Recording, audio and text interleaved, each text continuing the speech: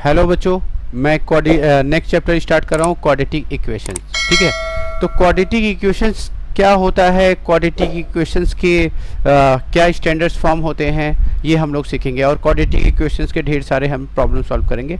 सबसे पहले हम क्वाड्रेटिक इक्वेशन में ये जानेंगे कि कैसे कोई भी पॉलिनोमियल इक्वेशंस को हम क्या देख करके बता सकते हैं कि क्या ये क्वाड्रेटिक इक्वेशन है या नहीं। ठीक है, तो चलो आते हैं हम लोग सीधे क्वेश्चन नंबर 1 पर आते हैं कि क्वाड्रेटिक इक्वेशन क्या होता है। देखो बच्चे, क्वाड्रेटिक इक्वेशंस में सबसे पहली चीज़ तो जो भी पॉलिनोमियल इक्वेशंस होती है, ठीक है, पॉलिनोमियल देखो पहले इक्वेशन बता दे, मोनोनोमियल क्या होता है, ठीक है ना, मोनोनोमियल। बच्चे मोनोनोमियल जो होता है वन टर्म इक्वेशन होती है। कितने टर्म की इक्वेशन होती है? वन टर्म इक्वेशन, ठीक है ना, मोनोनोमियल। ठीक है ना, अच्छा एग्जाम्पल ले लो 3x, 2y, 7z, ये वन टर्म का इक्वेशन है। ठीक है ना, तो इसको हम लोग क्या बोलेंगे? मोनोनोमियल। उसी तरीके से बच्चे होता है बाइनोमियल, ठीक है, बाइनोमियल। तो बाइनोमियल इक्वेशंस कैसी दिखेगी? बाइनोमियल इक्वेशन में आपको जो है दो टर्म का इक्वेशन दिखाई देगा। तो ये आप जैसे लिखो 2x + 3, ये भी एक बाइनोमियल का एग्जांपल है। ठीक है ना, एक और एग्जांपल देखो 2x + 1, ठीक है ना, 5x + 7, ये सब हमारा जो है बाइनोमियल इक्वेशन है। आप ये भी लिख सकते हो, ठीक है ना, y भी लिख सकते हो, ठीक है ना, दो वेरिएबल इक्वेशन हो जाएगी। ठीक है ना, आई थिंक ये क्लियर हो गया कि बाइनोमियल क्या होता है, मोनोनोमियल क्या होता है। ठीक है ना, उसी तरीके से होता है ट्राइनोमियल। ठीक है, ट्राइनोमियल इक्वेशन। तो ट्राइनोमियल इक्वेशन में बच्चे क्या होगा? ट्राइनोमियल इक्वेशन में आपको 3 टर्म की इक्वेशन दिखाई देगी आपको। ठीक है ना, 3 टर्म की इक्वेशन दिखाई देगी। तो देखो क्या लिखोगे, 3x + 2y + 7, तो ये भी आपका जो है ट्राइनोमियल इक्वेशन हो जाएगी। ठीक है, सबके आगे इक्वल टू लगा दो, ये इक्वेशन बन जाएगी। ठीक है, ये हमारी इक्वेशन है। आई थिंक ये क्लियर हो गया होगा आपको। ठीक है, बाइनोमियल, मोनोनोमियल, ट्राइनोमियल। ठीक है, उसी तरीके से जब 3 टर्म से ज़्यादा टर्म के अगर इक्वेशन आएंगे तो वो कहलाएंगे पॉलिनोमियल। तो आई होप मेरी बात समझ में आ गया कि पहले पॉलिनोमियल समझो। ठीक है ना, पॉलिनोमियल इक्वेशन तो क्लियर हो गया होगा आपको। 3x + 2y + 7x + ठीक है 7z, इस तरह से। ठीक है ना, ये हमारी इक्वेशन होगी। अब बात यहाँ पे ये आती है कि सर ये तो समझ लिया। अब होता है, एक होता है 1 वेरिएबल इक्वेशन और एक होता है 2 वेरिएबल इक्वेशन। तो क्वाड्रेटिक इक्वेशन पहले 1 वेरिएबल समझो, फिर 2 वेरिएबल समझो। 1 वेरिएबल इक्वेशन बच्चे वो इक्वेशन होती है, वो पॉलिनोमियल इक्वेशन कहलाएगी जिसमें एक ही टर्म की एक ही वेरिएबल हो, सिंगल वेरिएबल। ठीक है ना, सिंगल वेरिएबल होना चाहिए। आई थिंक क्लियर हो गया होगा। और 2 वेरिएबल इक्वेशन में 2 वेरिएबल होना चाहिए। जैसे एग्जांपल देखो, 1 वेरिएबल का एग्जांपल देखो। ठीक है, 1 वेरिएबल इक्वेशन, 1 वेरिएबल इक्वेशन में बच्चे क्या मिलेगा? एक सिंगल होना चाहिए। जैसे एग्जांपल 3x² + 7x + 2। अब देखो यहाँ पे हर एक जगह पे एक ही वेरिएबल है, वो है x। ठीक है, और एग्जांपल देता हूं मैं 3x³ + 2x² + 3x + 7। यहाँ पे भी इस इक्वेशन में भी आप देखोगे कि हर एक जगह पर जो है एक वेरिएबल दिखाई दे रहा है, x। तो ये 1 वेरिएबल हुआ। आई होप ये मेरी बात समझ में आ गया होगा कि 1 वेरिएबल इक्वेशंस क्या होती है। सबसे पहले हम लोग इक्वेशंस के बारे में समझेंगे कि इक्वेशन 2 टर्म की होगी तो कैसी होगी, उसको क्या बोलेंगे, 3 टर्म का होगा तो क्या बोलेंगे, 1 वेरिएबल क्या होता है, 2 वेरिएबल क्या होता है, फिर जाकर के हम क्वाड्रेटिक इक्वेशन को समझेंगे तो ज़्यादा हमें समझ में आएगा। ठीक है, तो 1 वेरिएबल इक्वेशन समझ में आ गया क्या है। ठीक है, अब हम समझेंगे 2 वेरिएबल इक्वेशन। ठीक है ना, 2 वेरिएबल इक्वेशन क्या होती है? 2 वेरिएबल इक्वेशन, ये चैप्टर अलग है आपका बच्चा। ठीक है ना, ये आपकी चैप्टर अलग है 2 वेरिएबल इक्वेशन। बट यहाँ पे मैं आपको एक इंट्रोडक्शन देना चाहता हूँ कि कैसा दिखता है 2 वेरिएबल इक्वेशन। बच्चे 2 वेरिएबल इक्वेशन में पॉलिनोमियल ही इक्वेशन, लंबी इक्वेशन हो सकती है, 2 टर्म की इक्वेशन होगी, बट उसमें वेरिएबल 2 होगा। ये याद रखना, उसमें कितने वेरिएबल मिलेंगे आपको? 2 वेरिएबल मिलेंगे। देखो यहाँ पे दिखा रहा हूँ मैं 3x + 7y = 0। देखो ये हमारा 2 वेरिएबल इक्वेशन है। आई थिंक क्लियर हो गया होगा। तो देखो कैसे 2 वेरिएबल हो गए, देखो यहाँ पे 2 वेरिएबल है। 3 वेरिएबल भी इक्वेशन हो सकती है, 3 वेरिएबल इक्वेशन। बट यहाँ तक हमें नहीं जाना है। 3 वेरिएबल इक्वेशन में 3 वेरिएबल होगी। सर वेरिएबल क्या होता है? ए से लेकर के जेड तक के जो अल्फ़ाबेट अगर हम इक्वेशन में यूज करेंगे, जितनी ज़्यादा यूज करेंगे उतने टाइप के वेरिएबल बन जाएंगे। हमने दो यूज किया, एक्स और वाई। सर सिर्फ एक्स और वाई ही यूज कर सकते हैं तभी? नहीं बच्चे, देखो मैं यहाँ पे बदल सकता हूँ। देखो मैं यहाँ बदल रहा हूँ और देखो मैं यहाँ क्या लिखा, 4a plus 2b equal to, देखो इक्वल टू 0। ये भी तो इक्वेशन बन गई। सर ये a और b में है, हाँ तो a और b, a से लेकर z में कोई भी वेरिएबल इसको यूज कर सकते हैं, बट 2 होने चाहिए, ठीक है ना। 3 वेरिएबल का केस क्या है बच्चे? 3 वेरिएबल में क्या होगा, जैसे 3x plus 2y plus 1z या 3z या 2z, ठीक है ना।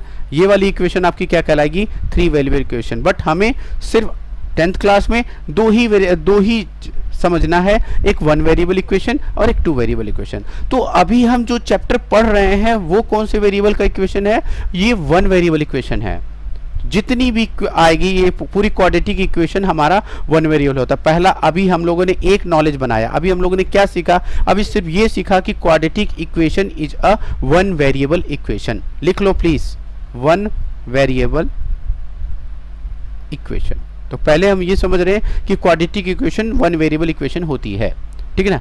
अब हम समझेंगे एक और बात, एक और चीज समझना, एक और चीज हम क्या समझेंगे? एक और हम चीज ये समझेंगे, डिग्री समझेंगे। डिग्री से ये भी बताई जाती है कि ये लीनियर है, ये क्वाड्रेटिक है, ठीक है ना। ये हम समझेंगे, ये लीनियर है, क्वाड्रेटिक है, क्यूबिक है। तो एक और टर्म इक्वेशंस में ही एक और टर्मिनोलॉजी यूज की जाती है, वो होती है डिग्री। तो डिग्री क्या होता है बच्चे? Highest power of the equation. Highest power of the equation is called degree, ठीक है ना। और उसी से ही हम बताएंगे कि वो क्यूबिक होगा, क्वाड्रेटिक होगा या लीनियर होगा। तो देखो highest power of equation is called degree.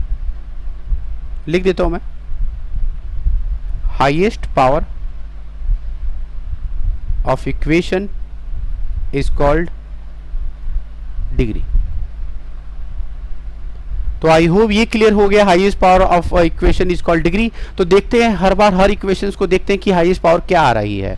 Highest power कहाँ दिखेगी? वेरिएबल के ऊपर की जो पावर होती है उसको हम हाईएस्ट पावर कहेंगे। चलो आओ 1 बाय 1 करके देखते हैं हम लोग क्या होता है, ठीक है ना।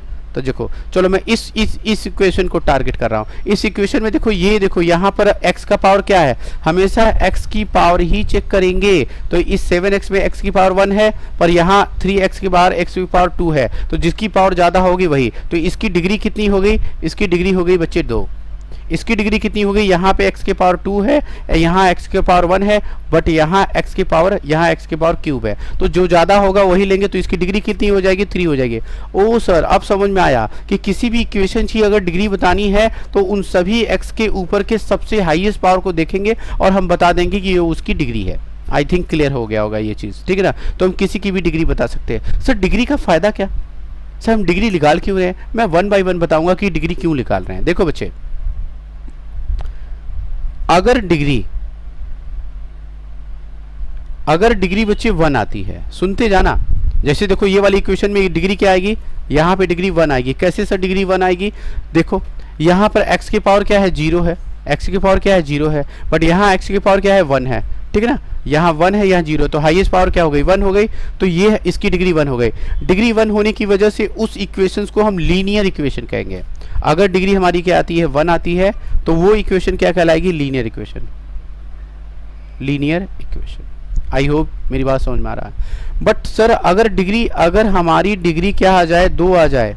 अगर हमारी डिग्री क्या आ जाए? 2 आ जाए, तब हम क्या बोलेंगे? तब हम उस इक्वेशन को क्या बोलेंगे? तब हम उस इक्वेशन को बोलेंगे क्वाड्रेटिक इक्वेशन। क्या बोलेंगे बच्चे? Quadratic equation. अच्छा सर, अच्छा इस चैप्टर में दूसरी बात क्या सीखने को मिलता है कि क्वाड्रेटिक इक्वेशन 1 वेरिएबल इक्वेशन होती है, प्लस उसकी डिग्री कितनी होनी चाहिए? उसकी डिग्री होनी चाहिए 2। देख रहे हो, धीरे धीरे क्वाड्रेटिक इक्वेशन की पूरी इंफॉर्मेशन हम निकाल रहे हैं इस सारे कॉन्सेप्ट को यूज करते हुए। तो 2 बातें सीखा। सर डिग्री और भी बताएंगे? बिल्कुल बताएंगे बच्चे। डिग्री हम क्वाड्रेटिक इक्वेशन के साथ साथ ये सब चीज़ें भी समझेंगे, अलजेब्रिक एक्सप्रेशन क्या होता है, ठीक है ना। तो अगर बच्चे डिग्री क्या आ जाए? 3 आ जाए, तो अब उस इक्वेशन को क्या बोलेंगे? अब हम उस इक्वेशंस को बोलेंगे जो है क्यूबिक इक्वेशन। सर कोई एक एग्जांपल दीजिए। तो देखो मैं लीनियर का एग्जांपल देने वाला हूं। बच्चे लीनियर का एग्जाम्पल हो गया 3x प्लस 5, देखो ये हो गया आपका, ठीक है ना।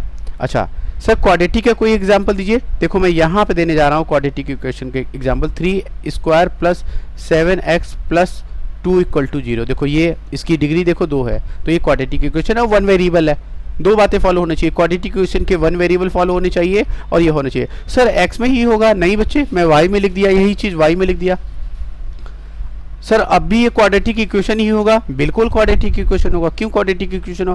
क्वाड्रेटिक इक्वेशन में वेरिएबल के बदलने से क्वाड्रेटिक इक्वेशन नहीं बदलता है, एक ही वेरिएबल हो, चाहे a से लेकर z में कोई भी हो। सर ये भी लिख सकते हैं क्या, 3t² plus 7t plus 2 equal to 0, बिल्कुल लिख सकते हैं। क्लियर हो गया होगा, मैं हर एक टॉपिक के कॉन्सेप्ट को क्लियर करता जा रहा हूँ। सर क्यूबिक का एग्जांपल दीजिए, क्यूबिक का एग्जांपल देखो दे रहा हूँ मैं, इसको इरेज कर देता हूँ और क्यूबिक का एग्जांपल भी दे देता हूँ आपको। देखो यहाँ पे आपको मैं क्यूबिक का एग्जांपल देता हूँ कि क्यूबिक कैसा दिखता है, ठीक है ना, क्यूबिक की इक्वेशन आपको कैसे दिखेगी। देखो यहाँ मैं दे रहा हूँ एग्जाम्पल, ठीक है ना, 3x² x³ लिख रहा हूँ मैं, 2x प्लस 7 इक्वल टू 0। तो यहाँ पे देखो, या मैं यहाँ स्क्वायर लिख देता हूँ, यहाँ 7x लिख देता हूँ, रुक जाओ, 7x प्लस 2 इक्वल टू 0, ठीक है ना। ये हमारे क्यूबिक के एग्जाम्पल हो गए। डिग्री हमारी 3 आ रही है। सर 3 2 भी तो है बच्चे, 2 भी है 1 भी है, सब है, बट हमें हाईएस्ट डिग्री चाहिए। वही डिग्री बताएगी कि वो क्यूबिक है, क्वाड्रेटिक है या लीनियर है। आई होप मेरी बात बिल्कुल आपको समझ में आ गया होगा। अब हम लोग सीधे चलते हैं कि क्वेश्चन नंबर 1 पे चलते हैं और हम निकालते हैं 1 बाय 1। तो हमने यहाँ से सीखा क्या, ये समझना जरूरी है। प्लीज इसे रेड पेन से अपने कॉपी में जरूर नोट्स में लिखना कि quadratic equation is a 1 variable equation, ठीक है ना, and degree of a quadratic equation is 2। Clear है ये चीज? आई होप ये चीज क्लियर हो गया होगा, ठीक है ना। चलो मैं इसको इरेज करता हूँ और नेक्स्ट कॉन्सेप्ट पे आता हूँ। देखो ये नेक्स्ट कॉन्सेप्ट पे आता हूँ। देखो अब ये कॉन्सेप्ट क्या है, सुनना ध्यान से, बहुत ध्यान सुनना। देखो ऑर्डर, ऑर्डर भी होता है, तो आपके घर में भी तो ऑर्डर होता है। सबसे पहले कौन आएगा, दादाजी, सबसे आगे दादाजी, उसके पीछे कौन, उसके पीछे जो है दादाजी की वाइफ मतलब दादी आएंगे, दादी के पीछे उनका बेटा, उसके पीछे उनकी वाइफ मतलब बेटे की वाइफ। तो ये ऑर्डर होता है, पहले दादाजी को रखोगे, फिर उनको, फिर इनको, फिर इनको, ठीक है ना। तो इस पूरे घर का मालिक कौन हुआ, इस पूरे घर का मालिक कौन हुआ, दादाजी हुए, है ना, दादाजी हुए, ठीक है ना। अगर ये मान लो नहीं रहे तो क्या उस घर का मालिक गायब हट गया? नहीं, मालिक अभी भी है। अगर मान लो ये नहीं रहा तो क्या घर का मालिक नहीं रहा, तब भी मालिक है घर का, और ये रहा तब भी मालिक है, ठीक है ना। और मान लो ये सब रहे और ये नहीं रहा तो क्या उस घर का मालिक रहा, उस घर का मालिक नहीं रहा। सर ये क्या समझा रहे हो? सर इसको क्वाड्रेटिक इक्वेशन के पॉइंट ऑफ व्यू समझाओ। बिल्कुल यही बात मैं आपको क्वाड्रेटिक इक्वेशन से भी मैं समझाना चाहता हूं। पहले मैं कॉन्सेप्चुअल बात करूंगा तभी क्वेश्चन को सॉल्व करूंगा। मेरे कॉन्सेप्ट को पकड़ो, क्वेश्चन तो पूरे यूट्यूब में भरा हुआ है, कॉन्सेप्ट नहीं भरा हुआ है ना, ठीक है। तो वो मुझसे सीखना है आपको, ठीक है। चलिए आइए देखते हैं। देखो सुनो क्या बताना हो, सुनना ध्यान से। अगर बच्चे मैंने लिखा, पहले तो स्टैंडर्ड इक्वेशन में समझा देता हूँ स्टैंडर्ड इक्वेशन कैसा दिखता है। ax² plus bx plus c equal to 0, ये आपकी स्टैंडर्ड इक्वेशन क्वाड्रेटिक की दिखेगी, आपको ऐसा दिखेगी। एग्जांपल में 7x² plus 2x plus 3 equal to 0, equation means equal to 0, याद रखना है ना ये चीज़, ठीक है ना। अब ये क्या है, ये क्वाड्रेटिक है, कैसे मैंने बताया था क्वाड्रेटिक है। अब 3 इक्वेशन देता हूँ, तीनों में मैं समझाना चाहता हूँ क्या, ये वाले कॉन्सेप्ट को समझाना चाहता हूँ कि क्वाड्रेटिक कब कब रहेगा कब कब नहीं रहेगा। अगर मैंने लिखा 7x² प्लस 3 इक्वल टू 0, ठीक है ना, एक इक्वेशन मैंने ये लिखा। एक इक्वेशन लिख रहा हूँ मैं 7x² plus 2x equal to 0, ठीक है ना। एक इक्वेशन लिखा मैंने 2x प्लस 7 इक्वल टू 0। अब ध्यान से देखना मेरी बात को, एक और एग्जाम्पल देने वाला हूँ, ठीक है ना। ये तीनों एग्जाम्पल, ठीक है, मैं यहाँ समझाता हूँ, तीनों एग्जाम्पल को अच्छे से लिखता हूँ। देखो मैं लिख रहा हूँ 7x² प्लस 3 इक्वल टू 0, एक है, ठीक है ना। दूसरा हमारा क्या है बच्चे, 7x² plus 2x plus 3 equal to 0, ठीक है ना। और तीसरी इक्वेशन मैं लिख रहा हूँ, तीसरी इक्वेशन मैं इसे हटा दे रहा हूँ, यहाँ समझाऊंगा, ठीक है ना। 2x² 7x² plus 3 equal to 0 या 2x इक्वल टू 0। अब ध्यान सुनना, तो अब सुनते जाना बहुत ध्यान से। देखो अगर मैं इस इक्वेशन की बात करूं तो इस इक्वेशन में सबसे पहले कौन, दादाजी, दादाजी हैं, दादाजी सबसे घर के बड़े मालिक होते हैं और पावर 2 है तो यही डिग्री ज़्यादा है तो ये दादाजी हुए। उसके बाद दादी, उसके बाद बेटा, ठीक है ना। तो ये बस समझाने की इनकी जरूरत नहीं है, वैसे समझा दिया, ठीक ना। ये है, ये ऑर्डर होगा। अब देखो तो क्या ये क्वाड्रेटिक है, हमको इन सब से कोई लेना देना नहीं है, मुझे तो सिर्फ ये देखना है दादाजी हैं या नहीं। दादाजी हैं तो ये क्वाड्रेटिक होगा, ये क्वाड्रेटिक इक्वेशन होगा, ठीक है ना। अच्छा यहाँ पे देखो ध्यान से, यहाँ पे क्या ये क्वाड्रेटिक है, देखो यहाँ पे बीच में देखो कौन नहीं है, बीच में देखो दादी नहीं है, दादी ना हो कोई ना हो, बट अगर दादाजी हैं, ये हैं मेन जिससे क्वाड्रेटिक इक्वेशन डिसाइड होती है, तो ये क्वाड्रेटिक होगा, ठीक है, क्वाड्रेटिक इक्वेशन होगा, ठीक है ना। यहाँ पे भी ध्यान से देखो, यहाँ पे भी नहीं है बट दादाजी हैं तो ये क्वाड्रेटिक इक्वेशन होगा।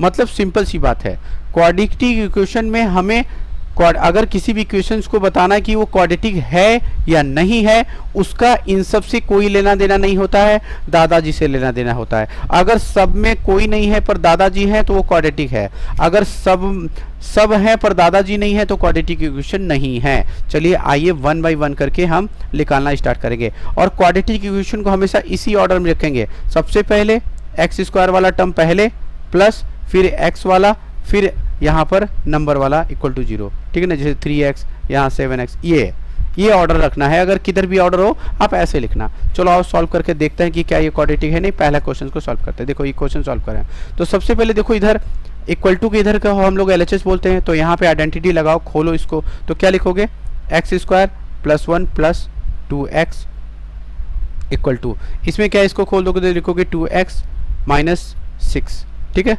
अब सबको इधर लेकर आओ, मैं एक बहुत सिंपल तरीका बताता हूँ, ठीक है ना, बहुत सिंपल तरीका। अगर इक्वल टू के इधर और इधर same number same sign, very very important, same sign, गलती आप लोग यही करते हो, नंबर तो सेम सेम दिखता है पर साइन नहीं दिखता है, काट देते हो, तो साइन भी सेम होना चाहिए। तो ये दोनों कट इसलिए गए कि इनका सेम दिख रहे थे और साइन भी सेम ही था, इसलिए मैंने इसको काटा। अब इसको इधर लेकर आ जाऊंगा, जब इसको इधर लेकर आ जाऊंगा तो क्या लिखूंगा, एक्स स्क्वायर प्लस 1 और यहाँ लिखा प्लस 6 इक्वल टू 0। तो फाइनली क्या हमें मिलेगा, फाइनली मिलेगा बच्चे x square plus 7 equal to 0। देख लो इसमें बीच में लोग नहीं है। क्वाड्रेटिक इक्वेशन कैसा दिखता है, ax square plus bx plus c equal to 0, तो ये बीच वाला नहीं है, बट दादाजी हैं, दादाजी से ही ये क्या कहलाएगी, ये क्वाड्रेटिक इक्वेशन कहलाएगी। तो क्या लिखोगे, this is a quadratic equation.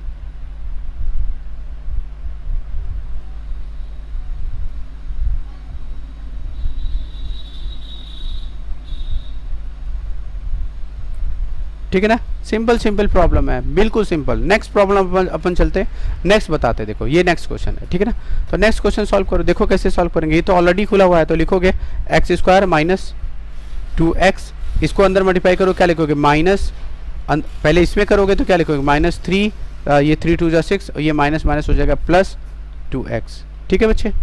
अब हम क्या करेंगे, ध्यान से देखो, अब देखो इसको और इसको नहीं काटेंगे, क्यों नहीं काटेंगे, सेम चीज़ तो है पर साइन सेम नहीं है, तो हम लोग सबको इधर लेकर आएंगे। क्यों, क्वाड्रेटिक इक्वेशन वर्ड का मतलब याद रख लेना, इक्वल टू 0, तो याद रखना इक्वल टू 0 का मतलब आप सबको एक तरफ लेकर आओ और इधर इक्वल टू 0 बनाओ।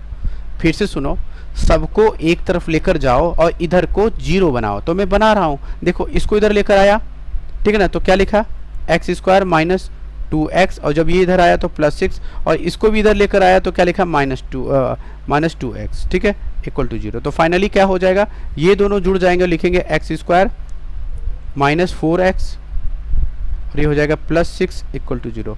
तो क्या क्वाड्रेटिक इक्वेशन दिख रही है, बिल्कुल दादाजी दिख रहे हैं, तो बस हमें दादाजी से मतलब है, और कोई हो ना हो, अगर है तो बहुत अच्छी बात है, नहीं है तो कोई बात नहीं है। तो ये भी क्वाड्रेटिक इक्वेशन है। कैसे पता, सर एक्स स्क्वायर बचा हुआ है, एक्स डिग्री बची हुई है, हाईएस्ट डिग्री 2 बची हुई है, तो उसी से तो हम क्वाड्रेटिक बताते हैं। नेक्स्ट प्रॉब्लम देखते हैं अपन। अब देखो यहाँ पे एक बहुत अच्छा लॉजिक सिखाऊंगा मल्टीप्लाई करने का, और सुनना बहुत ध्यान से समझना, ठीक है ना, बिल्कुल जादू है, यूं खत्म हो जाएगा सिंपल मल्टीप्लाई करने के, ठीक है। हम ओल्ड मेथड यूज ही नहीं करेंगे, ठीक है ना, बहुत इजी लगेगा आपको। देखो कैसे करते हैं, सबसे पहले देखो इसको इससे किनारे किनारे की मल्टीप्लाई करेंगे, तो मैंने किनारे किनारे की मल्टीप्लाई किया तो क्या लिखा, एक्स स्क्वायर, ठीक है ना। अब मैं इस किनारे के मल्टीप्लाई करूंगा तो क्या लिखूंगा, -2, अरे -2 का 1 से मल्टीप्लाई करोगे तो क्या आएगा, -2 आएगा। हो गया, आई थिंक क्लियर हुआ। तो पहला स्टेप क्या है, इस दो ऐसे फैक्टर को मल्टीप्लाई करने का, किनारे किनारे की मल्टीप्लाई करनी है। तो इधर का इधर, एक्स का एक्स में कर दिया, नंबर का नंबर में कर दिया। अब अगला सुनना ध्यान से, अगला देखो क्या बताने वाला हूं, अंदर से मल्टीप्लाई करो, अंदर में मल्टीप्लाई करो तो लिख लेगा -2x, और बिल्कुल बाहर से मल्टीप्लाई करो तो क्या निकल कर आएगा x, 1 और x मल्टीप्लाई x, इनको लेस करो क्या आएगा -x, तो बस यहाँ लिख दो -x। देखा, बिल्कुल ईजी है कि नहीं, ठीक है ना। सेम तरीका यहाँ पे यूज करना है, एक बार और करके दिखाता हूँ आपको। इस किनारे के किनारे मल्टीप्लाई करो, यहाँ मल्टीप्लाई करो तो क्या आएगा x², नंबर की मल्टीप्लाई करो तो क्या आएगा माइनस, बीच में गैप छोड़ देना, ठीक है ना, -3, ठीक है ना। अरे -1 और 3 की मल्टीप्लाई करोगे क्या आएगा -3 आएगा, तो -3 आ गया। आई थिंक ये क्लियर है, ठीक है ना। अब देखो क्या करने वाला हूँ, अंदर मल्टीप्लाई करेंगे -x, बाहर मल्टीप्लाई करेंगे, बाहर का बाहर में, बिल्कुल बाहर, ठीक है ना, बिल्कुल किनारे वाले मल्टीप्लाई कर देंगे तो क्या आएगा +3x, दोनों में लेस करो क्या आएगा 2x आएगा, तो यहाँ मैं लिख दिया +2x। प्लस क्यों लिखा, क्योंकि 3x बड़ा है, x छोटा है। आई थिंक ये क्लियर हो गया। बहुत ध्यान से मेरी बात को सुनना, बहुत इजी तरीके से मैं समझा रहा हूँ, बहुत ध्यान से देखो। मैंने आपसे क्या बोला था, मैंने आपसे कहा था कि इक्वेशंस के इस साइड और इक्वेशंस की इस साइड दोनों में अगर सेम नंबर और सेम साइन दिखाई दे तो उसे प्लीज काट दिया करो।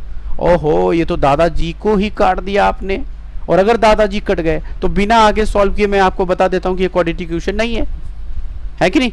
तो यहाँ क्वाड्रेटिक इक्वेशन नहीं है, क्यों नहीं है, क्योंकि मैंने आपको बताया था कि डिग्री 2 होती है, जो डिग्री जिस पर डिग्री 2 थी उसी को कट गया, मैंने नहीं काटा, वो खुद कटा। तो जब खुद कट गया तो इक्वेशन नहीं है, तो क्या बोलेंगे, this is not a quadratic equation. फिर भी हम इसे सॉल्व कर लेते हैं, ठीक है ना। तो देखो ये दोनों माइनस वाले, तो कोशिश करो इन्हीं को इधर लेकर आओ। तो देखो क्या लिखा मैंने, इसको इधर ही लिख दिया 2x - 3, और जब ये इधर आया तो क्या लिखा x, और ये इधर आया तो क्या लिखा +2 = 0। बस कुछ मत करो, इसके साथ और इसको इसके साथ, तो ये हो जाएगा 3x - 1 = 0। आई होप मेरी बात समझ में आया। और आप लिखोगे this is not a quadratic equation, ये लीनियर है। कैसे पता, डिग्री 1, मैंने समझाया था आपको, डिग्री 1 है तो लीनियर है। 2 टर्म की इक्वेशन है, बाइनोमियल भी है, बाइनोमियल एंड लीनियर इक्वेशन है। आई थिंक समझ में आ गया होगा। तो देखो मैं क्या लिख रहा हूँ, this is not a quadratic equation, ये क्वाड्रेटिक इक्वेशन नहीं बचे। नेक्स्ट प्रॉब्लम चलते हैं अपन। नेक्स्ट प्रॉब्लम में भी वही मल्टीप्लाई करना सिखा रहा हूँ, दोबारा सीखो ये चीज, एकदम रट लो, करते जाओ, तुम्हें खुद ब खुद क्लियर होने लगेगा। आ जाओ करके देखते हैं। अच्छा, एक और बात बताता हूँ, कभी कभी क्या सिचुएशन आती है, ऐसे लिखा होता है -3 + x, ठीक है ना, और यहाँ लिखा होता है 2x + 1। तो सबसे पहला काम क्या करो कि वेरिएबल वाले को पहले कर दो, तो इसको इधर कर दो तो क्या लिखोगे x, और इसको इधर कर दो तो -3, ठीक है ना, -3। अब जो मैं तरीका आपने समझाया है वो आप यहाँ अप्लाई कर दो, है ना। चलो, ये सीखा है होगा आपने। चलो आ जाओ अपन करके देखते हैं। देखो, किनारे के मल्टीप्लाई किया, अगर किनारे के मल्टीप्लाई किया तो क्या लिखा 2x², ठीक है ना। इस बाहर के नंबर से मल्टीप्लाई किया तो क्या लिखा -3, ठीक है ना।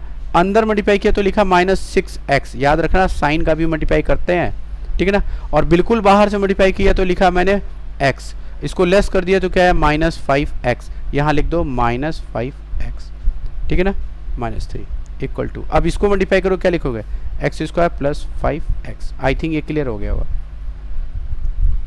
बस अब कुछ करना नहीं है आपको, ठीक है ना। सीधे इसको सारा इक्वेशन बनाने के लिए मैं इस सब को इधर लेकर जाऊंगा। जब इसको इधर लेकर जाऊंगा, इसको इधर लेकर जाऊंगा, जो भी इधर से इधर जाता है साइन चेंज होता है। तो देखो मैं लिख रहा हूँ 2x² - x² -5x, और ये भी इधर आ जाएगा तो लिखूंगा -5x, -3 = 0। सारी चीज़ को इधर लेकर आ गया।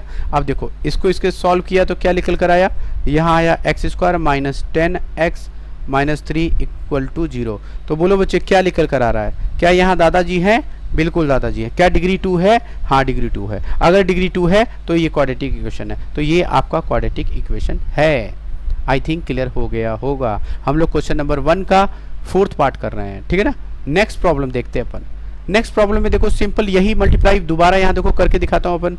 देखो कैसे करेंगे, इसमें इससे करेंगे तो क्या लिखेंगे 2x², ठीक है ना। बिल्कुल बाहर का मल्टीप्लाई करेंगे, ध्यान से देखना यहाँ खतरा है, -1 × -3, बाहर नंबर का मल्टीप्लाई करो, याद करो नंबर का करना है। तो जब इसको करोगे तो पहले साइन की करो, +3 वो मल्टीप्लाई किया तो यहाँ लिखूंगा मैं +3। आई थिंक क्लियर है, ठीक है ना बच्चे। अगला देखो क्या करनी है, अंदर करोगे तो -x, बिल्कुल बाहर से मल्टीप्लाई करोगे तो यहाँ भी खतरा है, ध्यान से देखना। पहले साइन की करो, प्लस माइनस माइनस, और नंबर की मल्टीप्लाई करो तो ये हो जाएगा 6x। तो देखो क्या हो जाएगा, ये हो जाएगा -7x, ठीक है ना। तो यहाँ आप लिखोगे -7x = ठीक है बच्चे। आगे देखते हैं अपन, ठीक है। इसको भी करो, बाहर बाहर से करोगे एक्स स्क्वायर, बिल्कुल नंबर का करोगे तो क्या आएगा -5, ठीक ना। अंदर करोगे 5x, बिल्कुल बाहर करोगे तो -x, लेस करोगे तो हो जाएगा +4x। इसमें कोई भी डाउट हो तो बताओ, ठीक है ना। अब ध्यान से देखो, हम लोग क्या करेंगे, सारे नंबर को इस साइड लेकर आएंगे। तो देखो लेकर आ रहे हैं हम लोग 1 बाई 1 करके लेकर आ रहे हैं, ठीक है ना। तो देखो मैं क्या लिखा, 2x², अभी इसको इधर लेकर आया तो लिखा -x², ठीक है ना। और यहाँ पे लिखा है -7x, अब जब इसको लेकर आया तो क्या लिखा, -4x। उसी के पास लेकर आओ, +3, इसको लेकर आया तो लिखा +5 = 0। आई होप इसमें कोई डाउट हो तो बताना। अब हम लोग क्या करेंगे, सिंपल, ये दोनों को सॉल्व करो तो क्या लिखोगे, x², इसको सॉल्व करोगे तो कितना आएगा 11x, और इसको सॉल्व करोगे तो 8 = 0। तो बच्चे क्या ये क्वाड्रेटिक इक्वेशन है? दादाजी हैं, x² डिग्री 2, तो 110% ये क्वाड्रेटिक इक्वेशन है। कोई दिक्कत हो तो बताओ बच्चे, ठीक है ना। आई थिंक क्लियर हो रहा है आपको। तो बस ये मेरा जो मल्टीप्लाई करने का तरीका था वो बिल्कुल शॉर्ट तरीका है, जिससे आप बहुत जल्दी करके आप आगे बढ़ सकते हो, ठीक है ना। चलो नेक्स्ट प्रॉब्लम अपन चलते हैं। तो ये है हमारा नेक्स्ट प्रॉब्लम। देखो ये ऑलरेडी खुला हुआ है, तो आपको इसे ही खोलना है। तो देखो मैं खोल करके दिखाता हूँ। तो पहले लिख देता हूँ x² + 3x + 1 = इसे खोलोगे तो x² + 4a² + b², ठीक है ना, -2ab मतलब 4x, a² + b² + 2ab, ठीक है ना। पर यहाँ माइनस है तो a - b वाला लगाएंगे हम आइडेंटिटी। तो क्या लिखेंगे, a² + b² - 2ab लगा दो। पहले का स्क्वायर x का स्क्वायर, दूसरे का स्क्वायर 2 का स्क्वायर तो 4 हो जाएगा। 2ab मतलब 2 × a क्या है, x है, b क्या है, 2 है, मल्टीप्लाई करो।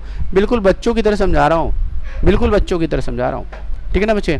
बहुत ध्यान से देखो, मैंने आपको समझाया था कि इक्वल टू के इधर और इक्वल टू के इधर अगर कोई भी चीज़ सेम दिखाई दे आपको और साइन भी सेम दिखाई दे तो बस उसको उड़ा दो, यूँ उड़ा दो, ये उड़ा दो। तो ओ माय गॉड, किसकी डेथ हो गई इसमें, दादाजी ही कट गए।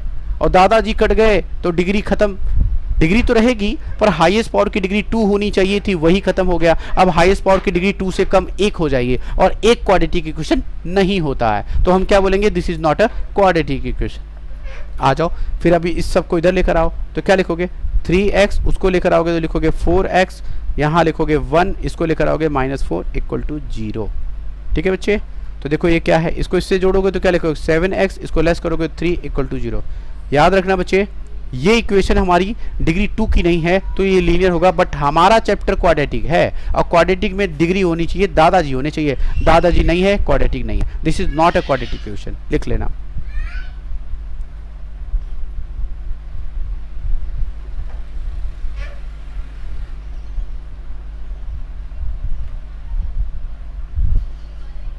ठीक है, क्लियर हो गया होगा आपको, ठीक है, ठीक है। अब नेक्स्ट प्रॉब्लम पे आते हैं अपन। अभी प्रॉब्लम चल ही रहा है, अभी हम लोग सिर्फ यही समझना चाहते हैं कि क्वाड्रेटिक इक्वेशन क्या होता है, कैसा आता है, ठीक है ना। तो अगला देखो, अगले प्रॉब्लम को देखो, लिखा है कि ax + 2 का होल क्यूब है। तो होल क्यूब का तो याद रखो, पहले समझ लो, फार्मूले ही समझ लो पहले। तो याद रखना फार्मूले में क्या होता है, a + b का होल क्यूब लिखा हुआ है। तो पहले का क्यूब प्लस दूसरे का cube, a³ + b³ + 3ab bracket में a + b, है ना। इसको और अच्छे समझते हैं, इसको और अच्छे से, ये पहला होता है, ये दूसरा होता है। तो याद रखना पहला प्लस दूसरे का क्यूब बोला है ये, याद रखना 2 टर्म की इक्वेशन है, ये पहला टर्म है, ये दूसरा टर्म है। तो पहले टर्म और दूसरे टर्म को खोलने के लिए क्या तरीका इस्तेमाल करते हैं, पहले टर्म का क्यूब कर दो, पहला टर्म x है तो उसका क्यूब कर दो, प्लस दूसरा टर्म दूसरे टर्म का भी क्यूब कर दो, प्लस दोनों टर्म को मल्टीप्लाई करके 3 से मल्टीप्लाई कर दो। तो लिखोगे 3 फर्स्ट इंटू सेकेंड और ब्रैकेट में दोनों का सम कर दो, प्लस फर्स्ट एंड सेकंड का सम कर दो। सर ये वही फार्मूला है क्या, यही, हाँ बच्चे यही है, बस फर्स्ट सेकंड मैं लिख करके बताया, मैं ऐसे ही सॉल्व करता हूँ, आपकी मर्जी, आप वो वाला बचपन से सीखो तो वो वाला लगाई करो। चलो तो अप्लाई करके इसको एक्सपेंड करते हैं, एक्सपेंड करके देखते हैं क्या आता है, ठीक है।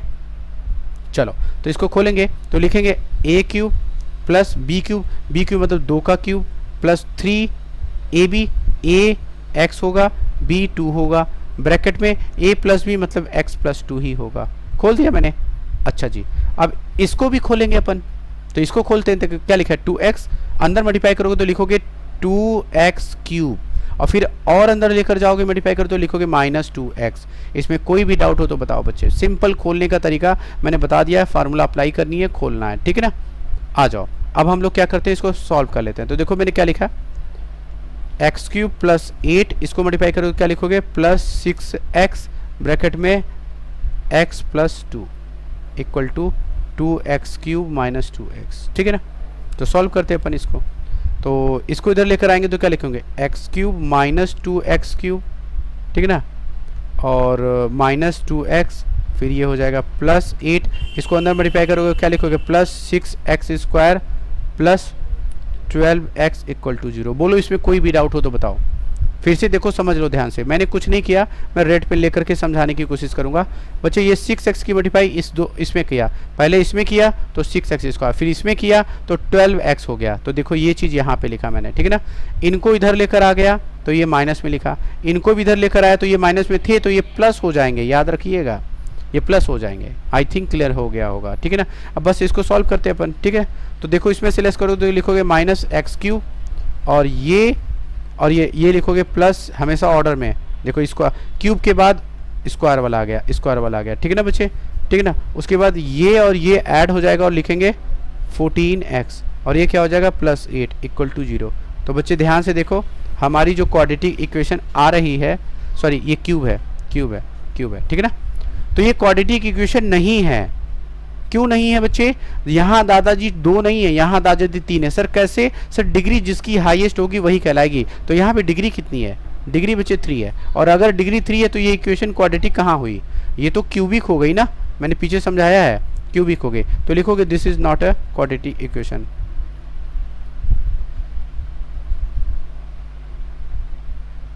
आई थिंक क्लियर है, ठीक है बच्चे, आई थिंक बहुत अच्छा लग रहा होगा आपको, समझ में आ रहा होगा, ठीक है। नेक्स्ट क्वेश्चन है क्वेश्चन नंबर 8। अब देखो क्वेश्चन नंबर 8 को कैसे सॉल्व करेंगे। सबसे पहली चीज़ बच्चे, क्वेश्चन नंबर 8 को सॉल्व करने के लिए हमें सबसे पहले एक फार्मूले सीखने चाहिए, और वो फार्मूला क्या है, a माइनस बी का होल क्यूब। तो a माइनस बी का होल क्यूब का फार्मूला क्या होता है, a माइनस बी का होल क्यूब का फार्मूला होता है a cube minus b cube minus 3ab bracket में a माइनस बी। तो सेम यही आइडेंटिटी हम क्या करेंगे, इस पे अप्लाई करेंगे, ठीक है ना।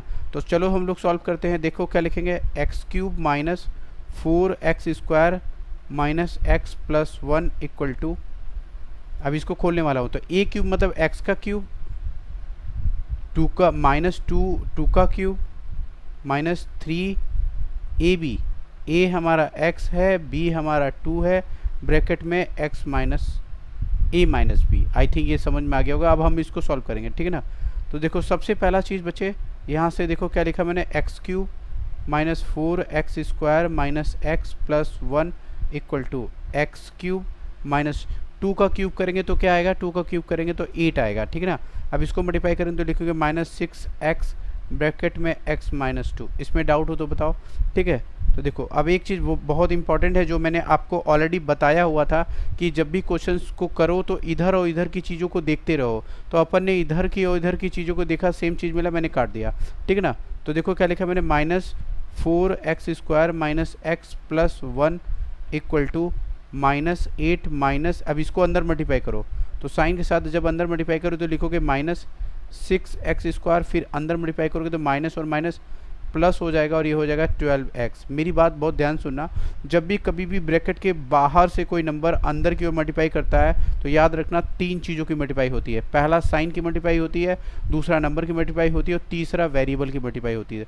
ये बात ध्यान देना, यही गलती सबसे ज़्यादा होती है। और मैं आपको बता दे रहा हूँ कि मैं बोर्ड्स के प्रॉब्लम जो है, बोर्ड्स के बच्चों को काफ़ी सालों से मैं टीच कर रहा हूँ, इसलिए मुझे मालूम है कि आप लोग कहाँ गलतियाँ ज़्यादा करोगे।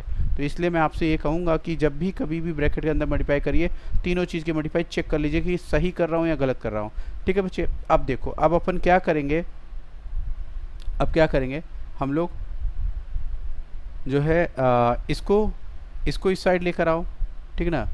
ऐसे सारी चीज़ों को इस साइड लेकर आएंगे तो देखो क्या लिया, इसको इधर ले आया 6x square minus 4x square minus x, और ये इधर लेकर आएंगे तो लिखेंगे माइनस 12x, ठीक है ना। और ये इधर लेकर आएंगे तो लिखेंगे प्लस 8 और प्लस 1 इक्वल टू 0। तो इसको 6x स्क्वायर में से 4x स्क्वायर लेस करेंगे तो कितने हो जाएगा 2x स्क्वायर, और ये जोड़ देंगे तो लिखेंगे माइनस 13x, और ये हो जाएगा प्लस 9 इक्वल टू 0। तो ये आपका क्वाड्रेटिक इक्वेशन आता है। अब बच्चे ध्यान से देखो, ये जो क्वाड्रेटिक इक्वेशन आपको दिखाई दे रहा है, इस क्वाड्रेटिक इक्वेशन में आप अगर डिग्री चेक करते हो तो एक्स स्क्वायर वाला टर्म है, और एक्स स्क्वायर वाला टर्म है तो मैंने आपसे बोला था this is a quadratic equation. तो मैं लिख देता हूँ this is a quadratic equation. तो ये आपका क्वाड्रेटिक इक्वेशन है। आई होप मेरी बात समझ में आ गया होगा कैसे, बस यहाँ पे आइडेंटिटी को ध्यान में रखना है बस। ठीक है, ठीक है बच्चे, अब हम लोग नेक्स्ट क्वेश्चन देखते हैं। देखो नेक्स्ट क्वेश्चन नंबर 2 है, कह रहा है represent the following situation in the following quadratic equation. देखो क्या है पहली सिचुएशन, देखो ध्यान से देखो क्वाड्रेटिक इक्वेशन क्या है। कह रहा है कि area of the rectangular plot is इतना। अब यहाँ फुल स्टॉप लगा, याद रखना जब भी कभी भी फुल स्टॉप हो तो सबसे पहले हम लोग वहीं तक पढ़ेंगे और उतने पार्ट को हम क्या करेंगे, कन्वर्ट करेंगे, उतने पार्ट को कन्वर्ट करेंगे। तो यहाँ लिखा है area of rectangular plot is 528 metre square. ठीक है, तो देखो सबसे पहला क्या करो, देखो एक रेक्टेंगुलर ब्लॉक बना लो। तो मैंने क्या किया, एक रेक्टेंगुलर ब्लॉक बना दिया। तो ये हमारा रेक्टेंगुलर ब्लॉक है, ठीक है ना, ये हमारा रेक्टेंगुलर ब्लॉक है। ठीक है, कह रहा है कि length of the plot is 1 more than twice its breath. अब मेरी बात बहुत ध्यान समझना, मैंने ऑलरेडी वर्ड रिलेटेड प्रॉब्लम में मैंने ये बात समझाया हुआ है कि जब भी कभी भी वर्ड रिलेटेड प्रॉब्लम में देन आए और देन के बाद में जो भी वेरिएबल आए, क्वेश्चन की शुरुआत हमेशा देन के बाद वाले वेरिएबल से ही करते हैं। तो देन के बाद में क्या दिया हुआ है, देन के बाद में ब्रेथ दिया है। तो हम सबसे पहले सपोज किसका करेंगे, ब्रेथ को करेंगे। सर ब्रेथ को ही क्यों करेंगे, मैंने आपको बता दिया, देन के बाद की चीज़ को ही सपोज करेंगे, और देन के बाद को चीज़ सपोज करेंगे तो ब्रेथ को हम कुछ मानेंगे, तो ब्रेथ की हेल्प से लेंथ निकाल लेंगे। ठीक है ना, और आपको एरिया ऑलरेडी पता है। तो ठीक है, तो चलो करते हैं हम लोग। तो देखो मैंने क्या लिखा है, सपोज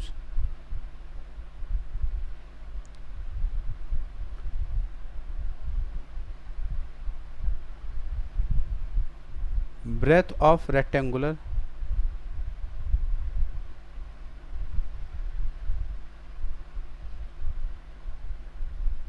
ठीक है, rectangular plot.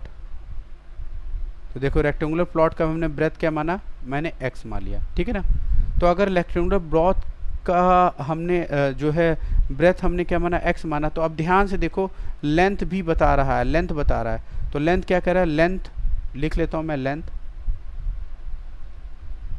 Length of rectangular block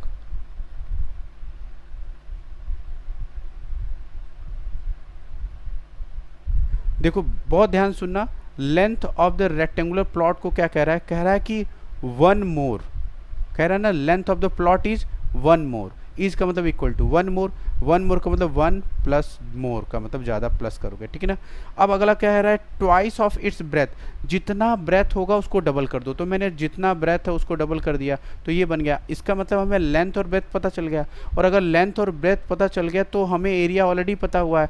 तो एरिया कितना दिया हुआ है, ये पूरा का पूरा यहाँ तक का एरिया आपको ऑलरेडी दिया हुआ है। तो एरिया कितना दिया बच्चे, एरिया दिया है 528 मीटर स्क्वायर। तो according to question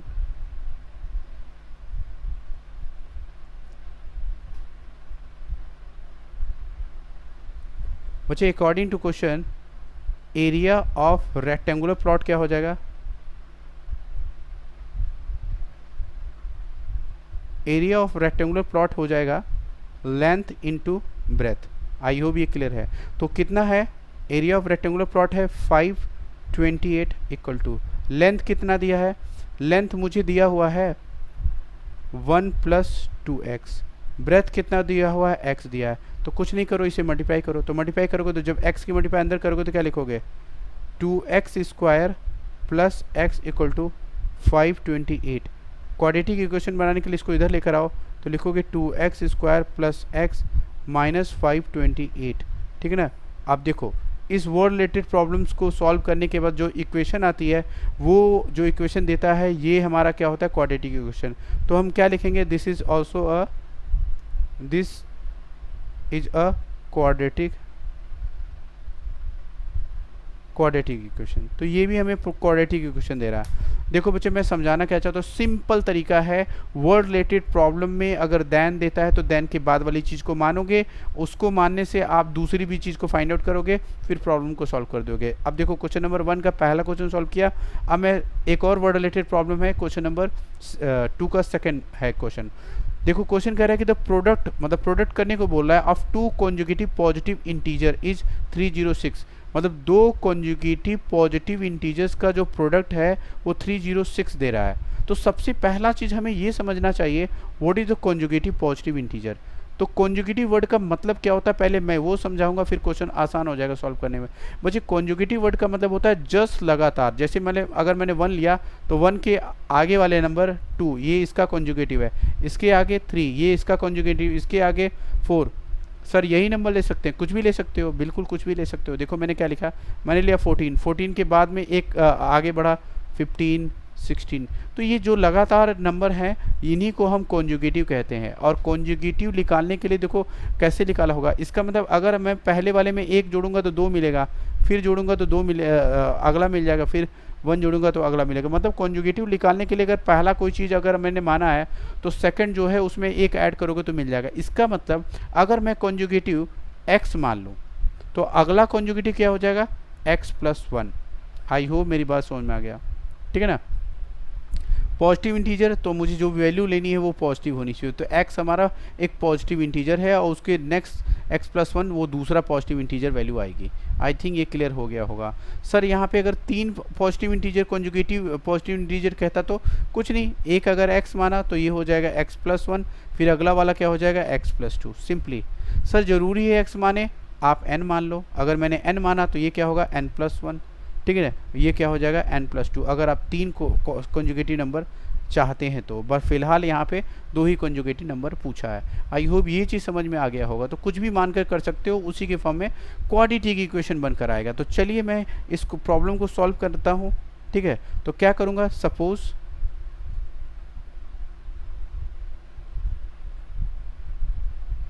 to consecutive positive integer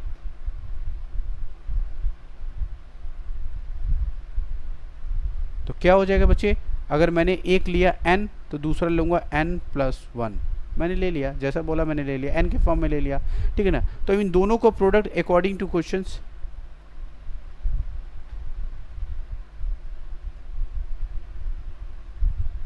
बच्चे अकॉर्डिंग टू क्वेश्चंस क्या आ रहा है, इन दोनों का प्रोडक्ट n ब्रैकेट में n+1 = 306।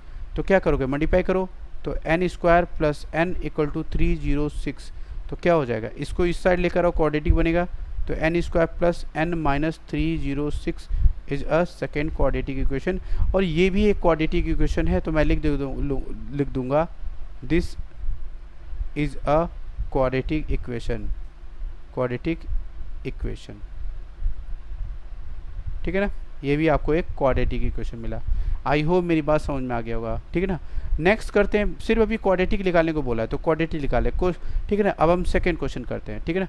सेकंड क्वेश्चन बहुत ध्यान से देखना बच्चे। सेकंड क्वेश्चन में कह रहा है कि Rohan's mother is 20 years older than him. देखो ध्यान से देखना, कह रहा है कि रोहन जो मदर है, मदर की जो एज है वो रोहन से 20 ईयर्स ज़्यादा है, ओल्डर है, ठीक है ना। The product of their edges in 3 years from now, 3 years from now कि अभी से 3 साल बाद, विल बी 360, ठीक है ना। What would like to find Rohan's present age, Rohan's present age क्या होना चाहिए, ठीक है ना। तो देखो बच्चे, सबसे पहली चीज़ मैंने आपको बताया है कि कभी भी वर्ड रिलेटेड प्रॉब्लम आए तो सबसे पहले तो आप उसमें ढूंढो कि देन कहीं है क्या। अगर देन दिखा तो याद रखना देन के बाद वाली चीज़ को ही हम मान करके प्रॉब्लम को सॉल्व करेंगे। ये मेरा एक ट्रिक है जिसके थ्रू आप आसानी से क्वेश्चंस को, वर्ड रिलेटेड प्रॉब्लम की क्वेश्चंस को सॉल्व कर सकते हो। तो चलो हम लोग सबसे बिना देर किए हम लोग क्वेश्चंस को स्टार्ट करते हैं और वही लॉजिक यूज करेंगे देन वाला कॉन्सेप्ट। तो देन के बाद हिम है, हिम कौन है, इसका मतलब रोहन है, तो हम रोहन की एज को कुछ मानेंगे। तो मैंने लिखा सपोज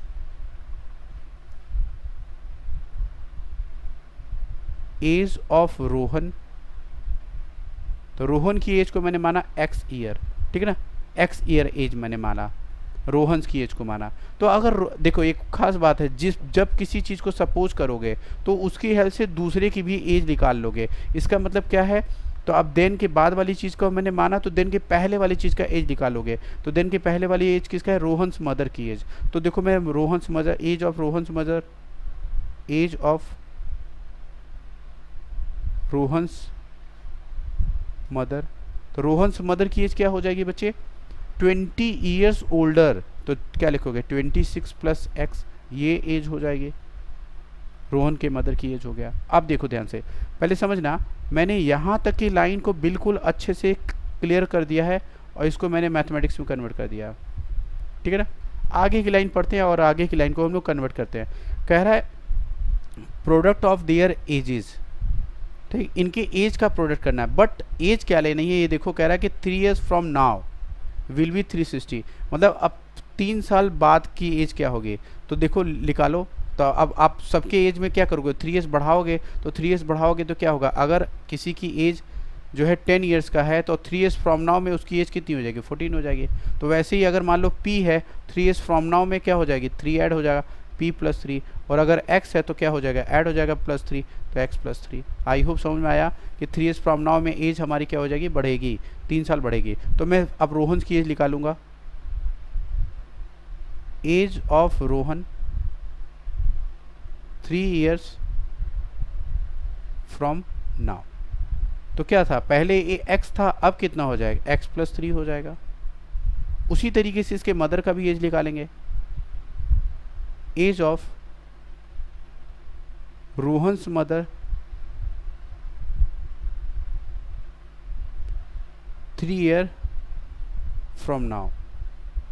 तो कितना हो जाएगा, पहले कितना था 26 प्लस एक्स, तो अब क्या हो जाएगा 29 प्लस एक्स, 3 ऐड कर दिया और शॉर्ट फॉर्म में यूज़ किया। आई होप समझ गए होगे, नहीं समझे तो चलो मैं यहाँ दिखा देता हूँ। 26 प्लस एक्स 3 ऐड करो तो कितना हो जाएगा 29 प्लस एक्स। इसमें कोई डाउट हो तो बताना, ठीक है ना। इसको और अच्छे से लिखो, तो पहले एक्स को पहले करो और 29 को बात करो, और अच्छा लगेगा आपको। अब बहुत ध्यान समझना, इन्हीं दोनों का प्रोडक्ट करने की बात कहा है। तो देखो अकॉर्डिंग टू क्वेश्चन चलेंगे हम। अब देखो जो क्वेश्चन कहता है वो उसके अकॉर्डिंग चलेंगे, अकॉर्डिंग टू क्वेश्चंस। तो देखो क्वेश्चन क्या कह रहा है कि इन्हीं के एज का प्रोडक्ट करना है। तो देखो मैं क्या लिख रहा हूँ बच्चे x प्लस 3 ब्रैकेट में, और अगला लिख रहा हूँ x प्लस 29 ब्रैकेट में, और इधर दोनों का प्रोडक्ट करेंगे तो कितना आएगा 360 आए, तो मैंने 360 लिख दिया। आई होप मेरी बात समझ में आ गया होगा। अब हम क्या करेंगे, मल्टीप्लाई करेंगे, और मल्टीप्लाई करने का बिल्कुल शॉर्ट तरीका हमने सिखाया है। दोबारा आपको समझाता हूँ शॉर्ट तरीके से कैसे मल्टीप्लाई करोगे। किनारे का किनारे मल्टीप्लाई करोगे तो क्या लिखोगे, एक्स स्क्वायर, ठीक है ना। अच्छा जी, और अगर नंबर और नंबर का मल्टीप्लाई कर दो तो नंबर और नंबर का मल्टीप्लाई करो, तो यहाँ लिखो 29 इंटू 3, तो मल्टीप्लाई करो कितना होगा 9 3 जा 27, 27 का 7 2 कैरी, इसको इसी में मल्टीप्लाई कर 3 2 जा 6 7 और 8 87, ठीक है ना। तो यहाँ क्या आएगा बच्चे 87 आएगा। बहुत ध्यान से देखना, ठीक है ना। अब हम लोग क्या करते थे, अंदर का मल्टीप्लाई करते थे, कितना आएगा 3x आएगा, और बिल्कुल बाहर का मल्टीप्लाई करते थे तो कितना आएगा 29x आएगा। दोनों को जोड़ दो कितना आएगा 32x आएगा। तो आई थिंक यहाँ पे आप क्या लिखोगे 32x। ये है मल्टीप्लाई करने का तरीका जो मैंने आपको समझाया, ठीक है ना। और इक्वल टू 360 दिया हुआ है। तो अब हमें इक्वेशन बनानी है, तो क्या करेंगे, इस वाले नंबर को भी इस साइड लेकर आएंगे, तो finally we will get x square plus 32x plus 87 minus 360। Less करोगे 273 आएगा आई थिंक, मैं चेक कर लेता हूँ, ठीक है ना। 360 यहाँ लिख देता हूँ, 87 10 में से कैरी इसको दो, 10 में से 7 लेस करोगे 3 आएगा, और यहाँ क्या हो जाएगा 5 हो जाएगा, ये हो जाएगा 15, 15 में से 8 लेस करोगे 3, और ये 273, ठीक है ना, इक्वल टू 0। तो हमें इक्वेशन क्या मिलती है बता देता हूँ मैं, x square plus 32x minus क्यों लिखा 360 बड़ा है 273 इक्वल टू 0। आई होप मेरी बात समझ में आ गया। अब इस इक्वेशंस को देख करके आप बता दोगे कि क्या ये क्वाड्रेटिक है या नहीं है। अगर एक्स स्क्वायर का टर्म है, चाहे अदर वाला टर्म है या नहीं है, अगर है तो वो क्वाड्रेटिक है। तो एक्स स्क्वायर का टर्म है, इसकी डिग्री 2 होती है, तो ये क्वाड्रेटिक इक्वेशन है। फाइनली आई होप आपको बिल्कुल समझ में आ गया होगा। अब हम चलेंगे नेक्स्ट प्रॉब्लम पे। नेक्स्ट प्रॉब्लम देखो बच्चे क्या कह रहा है। नेक्स्ट प्रॉब्लम क्वेश्चन नंबर 2 का सेकंड प्रॉब्लम है। कह रहा है अ train travel a distance of 480 kilometre at a uniform speed. Uniform speed से ट्रेन चल रही है, ठीक है ना, और 480 किलोमीटर की डिस्टेंस को ट्रेवल कर रही है, ठीक है। कह रहा है if the speed had been 8 kilometre per hour less. अब क्या कर रहा है, स्पीड को 8 किलोमीटर लेस कर दिया गया। तो पहले तो बात मुझे ये बताओ बच्चे, 480 किलोमीटर चल रहा होगा तब कोई स्पीड रही होगी, तभी तो उसकी स्पीड को कम किया होगा। इसका मतलब इसके पहले की स्पीड नहीं दिया है, तो हमें इसकी पहले की स्पीड को समझना चाहिए, मानना चाहिए। मतलब यहाँ पर हमें स्पीड को मानना पड़ेगा, और यहाँ मानेंगे तभी हम उसी के स्पीड में हम कम करेंगे, ठीक है ना। पहली बात मैं आपको बता दूँ, बोर्ड में सबसे ज़्यादा ट्रेन के क्वेश्चंस बहुत पूछे जाते हैं, तो इसके लिए मैंने आपको बहुत ही इजी तरीका बनाया है, जिसके थ्रू आप इसके प्रॉब्लम्स को देखते ही क्वेश्चन सॉल्व करोगे। देखते ही, अगर ऑब्जेक्टिव क्वेश्चन आता है तो भी देखते ही टिक करोगे, और ऐसे क्वेश्चन आता है तो भी बोर्ड में आप यूँ करोगे। तो पहले मेरे लॉजिक को समझो, क्या मैं समझाना चाहता हूँ, फिर ये प्रॉब्लम्स को मैं सॉल्व करूँगा, ठीक है ना। तो देखो प्रॉब्लम देखो क्या है, लॉजिक सुनो।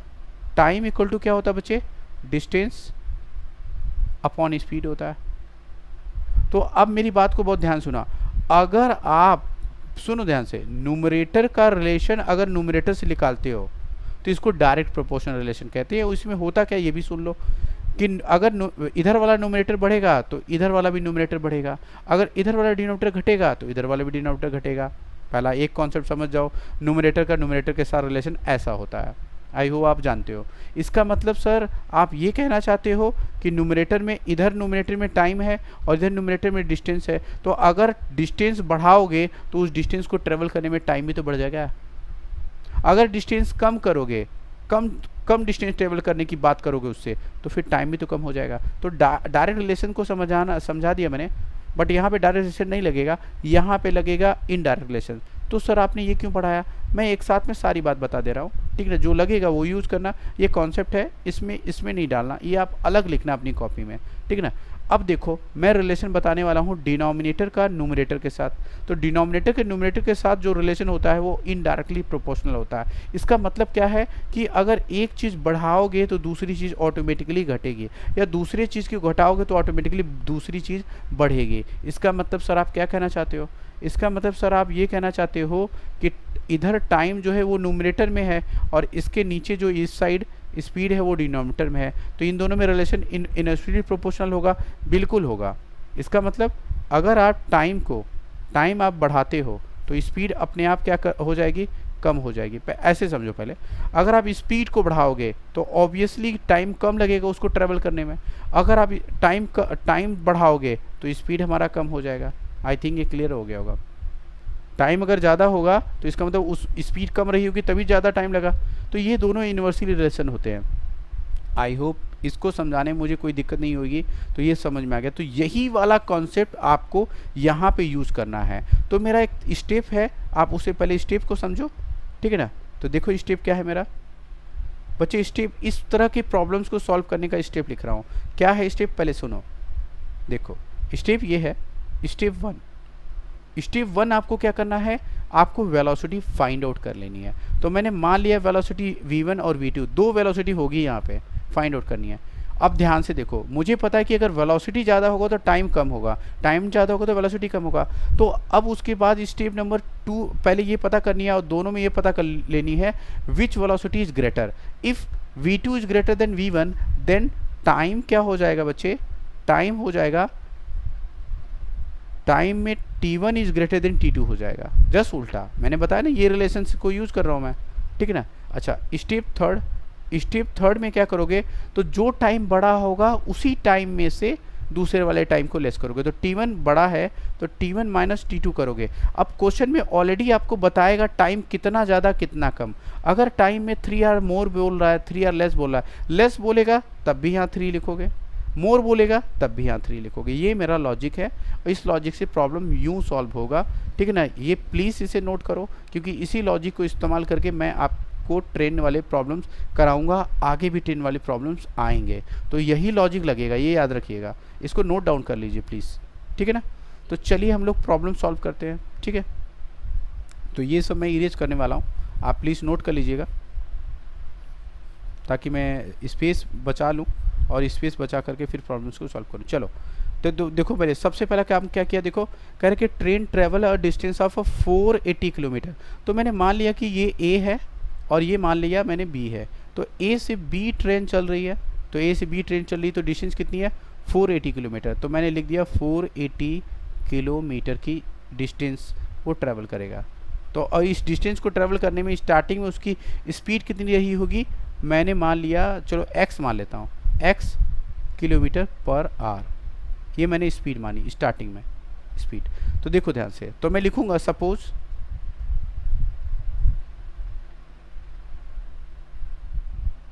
480 kilometre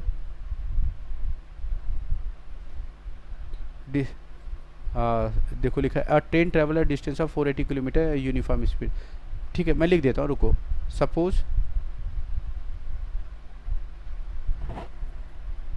speed of a train, speed of a train cover a distance 480 kilometre. तो 480 किलोमीटर को डिस्टेंस को कवर करने के लिए इसने लिया x kilometre per our speed लिया। ठीक है बच्चे, अगली बार बहुत ध्यान सुनो। तो यहाँ से यहाँ तक की कहानी मैंने मैथमेटिक्स में कन्वर्ट कर दिया। अगली बार देखो ये क्या कह रहा है, कह रहा है कि if speed has been 8 kilometre per hour less. तो अगर स्पीड को कम करेंगे तो देखो अब क्या हो जाएगा, देखो अब क्या हो जाएगा, स्पीड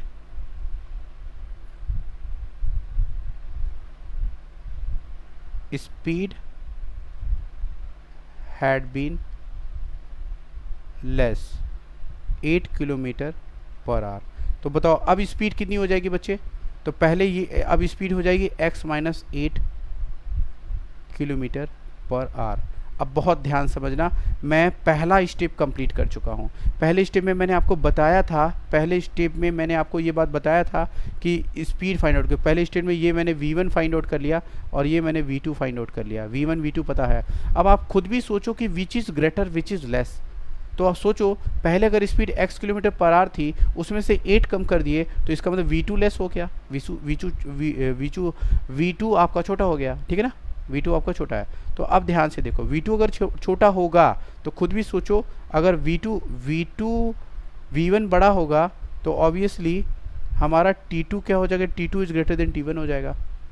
आई थिंक ये क्लियर हो गया होगा। ठीक है ना, और आप टाइम निकालोगे, टाइम का मतलब बता ही देता हूँ, टाइम क्या लगेगा। देखो टाइम बता देता हूँ, देखो सुनो, अब मैं दोनों को टाइम भी निकाल देता हूँ, फिर आपको क्वेश्चन करता हूँ। ठीक है, इसका टाइम निकालना हो तो देखो मैं लिखा time taken when speed is x kilometre per our.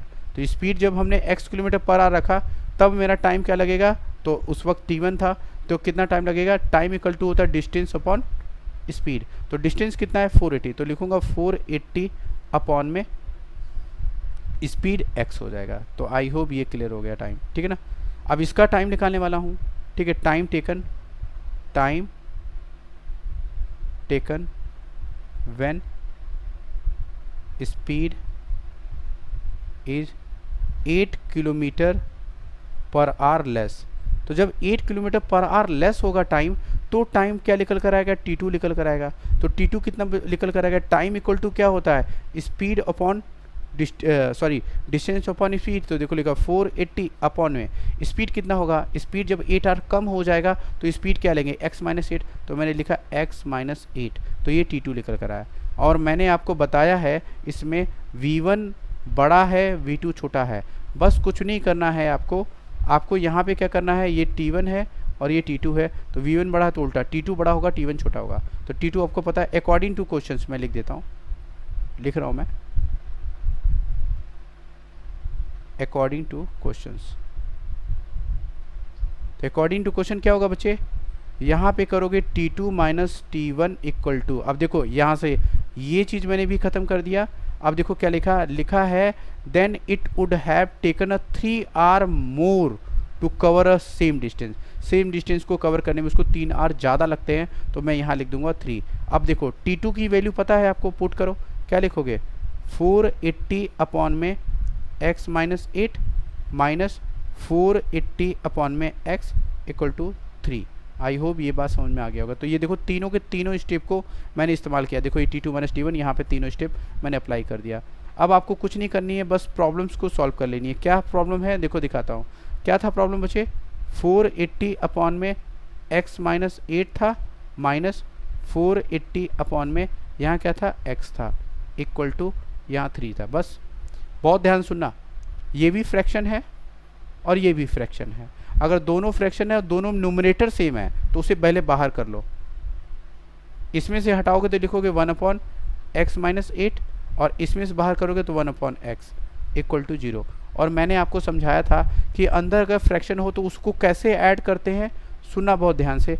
आप इसको इधर करोगे तो क्या लिखोगे x, और इसको इधर करोगे तो लिखोगे माइनस ब्रैकेट में x माइनस 8, ठीक है ना, x माइनस 8 अपॉन इसको इससे मल्टीप्लाई करोगे तो क्या लिखोगे x ब्रैकेट में x माइनस 8। आई होप इसमें कोई डाउट हो तो बताना मुझे। और ये बाहर 480 है, इसको इधर कर दोगे तो 3 अपॉन में 480, वो गलती से यहाँ 0 था 3 ही है, ठीक है ना। आई होप मेरी बात समझ में आ गया होगा, ठीक है ना बच्चे। 3 अपॉन 8 आई थिंक। अब देखो कैसे करोगे, इसको खोल दो तो क्या लिखोगे बच्चे, x माइनस माइनस प्लस 8। याद रखना इसकी अंदर मल्टीप्लाई कर रहा हूँ मैं, ठीक है ना। तो अंदर मल्टीप्लाई करोगे तो अंदर के साइन को चेंज करोगे, अपॉन इसको अंदर मल्टीप्लाई करोगे तो लिखोगे एक्स स्क्वायर माइनस 8x, ठीक है ना। अच्छा जी, इसको इससे काटो, 3 बन जा 3 और ये 60 160 हो जाएगा, 1 अप 60 1 अपॉन 160, ठीक है, क्लियर हो गया। और ये x से x कट गया तो अब क्रॉस मल्टीप्लाई करो, इसको इधर करो इसको इधर करो तो क्या लिखोगे, मैं कर देता हूँ आपको, आई थिंक समझ में अच्छा आने लगेगा। इसको इधर करोगे तो क्या लिखोगे, ये कट गया तो क्या लिखोगे x square minus 8x equal to, जब इसको इधर करोगे तो क्या लिखोगे 8 इंटू 16 0, ठीक है ना। इसको इससे मल्टीप्लाई करो, देखो यहाँ मैं करके दिखा देता हूँ, ठीक है, 8 का 800। अब इसको करो कितना है 4 कैरी और इसको इससे मल्टीप्लाई किया 8 और ये हो गया 1280, तो ये हो जाएगा 1280। तो 1280 को जब इधर लेकर आओगे बच्चे तो क्या लिखोगे x square minus 8x minus 1280। याद रख लेना ये आपका एक इक्वल टू 0 और इसमें देखो डिग्री में एक्स स्क्वायर है और ये भी एक क्वाड्रेटिक इक्वेशन है, this is also the quadratic equation. I hope ये समझ में आया होगा। बट यहाँ पर मैं आपको और अच्छा समझाने की कोशिश करता हूँ। बच्चे आप टाइम निकाला है हमने, देखो 2 स्पीड निकाली, 2 बोला वही स्पीड निकाली, फिर उन दोनों स्पीड से मैंने टाइम निकाला है। अरे अलग अलग स्पीड होगा तो अलग अलग टाइम भी तो होगा, तो ठीक है, डिस्टेंस दोनों सेम ट्रेवल कर रहे हैं बट स्पीड अलग अलग है, तो दोनों टाइम निकालें। अब दोनों टाइम में जो टाइम बड़ा होगा तो उसको मैंने पहले लिखा और जो टाइम छोटा होगा उसको लेस कर दिया। और जितना ज़्यादा आर होगा, ये याद रखना, जितना ज़्यादा आर होगा उसको दोनों का डिफरेंस उसके आर के बराबर करोगे। आई होप मेरी बात समझ में आया। तो ये आपका प्रॉब्लम है, ठीक है ना, देख लेना। अब अगली बार हम लोग मिलेंगे नेक्स्ट चैप्टर में, नेक्स्ट आपका एक्सरसाइज में 4.2, ठीक है।